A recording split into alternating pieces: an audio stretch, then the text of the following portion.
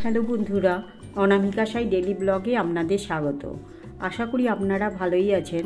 অনেক দিন পর মন্দারমণির একটা ছোট্ট ট্রিপ নিয়ে আপনাদের সামনে চলে এসেছি।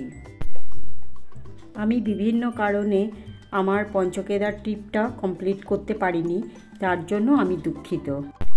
অনেকেই আমাকে পার্সোনালি জানিয়েছে আমার এই ট্রিপটা কমপ্লিট করার জন্য। পরে আমি ওই ট্যুরটা কমপ্লিট করার চেষ্টা করব।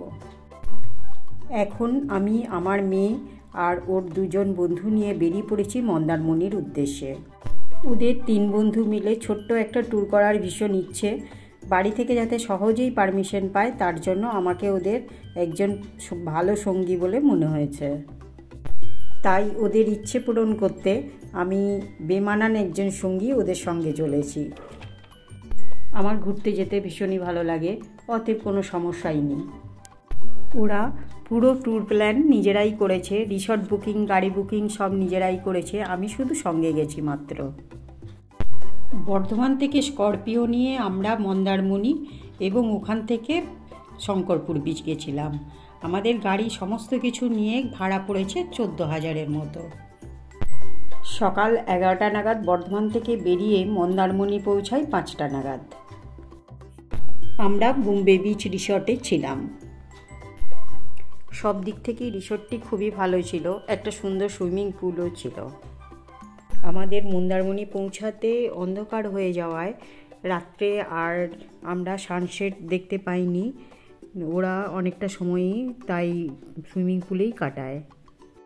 পরের দিন সকালে সানরাইজ দেখার জন্য আমরা বিচে যাই, কিন্তু বিচে গিয়ে দেখা যায় যে প্রচুর কুয়াশা, ওই জন্য আমরা সানরাইজ দেখতে পাইনি। আমরা বিচে কিছু টাইম কাটিয়ে আবার রিসর্টে ফিরে আসি এবং কমপ্লিমেন্টারি ব্রেকফাস্ট সেরে প্রায় 10টা নাগাদ শঙ্করপুরের উদ্দেশ্যে বেরিয়ে পড়ি। শঙ্করপুর বেশ পরিষ্কার আর ফাঁকা, এই জন্য এই বিচটা আমার ভীষণই ভালো লাগে। আমি 4 বছর আগেও এখানে এসেছিলাম। বিচটা একই রকম আছে। ভিড় এড়ানোর জন্য আমরা দীঘা যাইনি। শঙ্করপুর থেকে ফিরে এসে মন্দারমণি বিচে বেশ কিছুটা সময় আমরা কাটাই।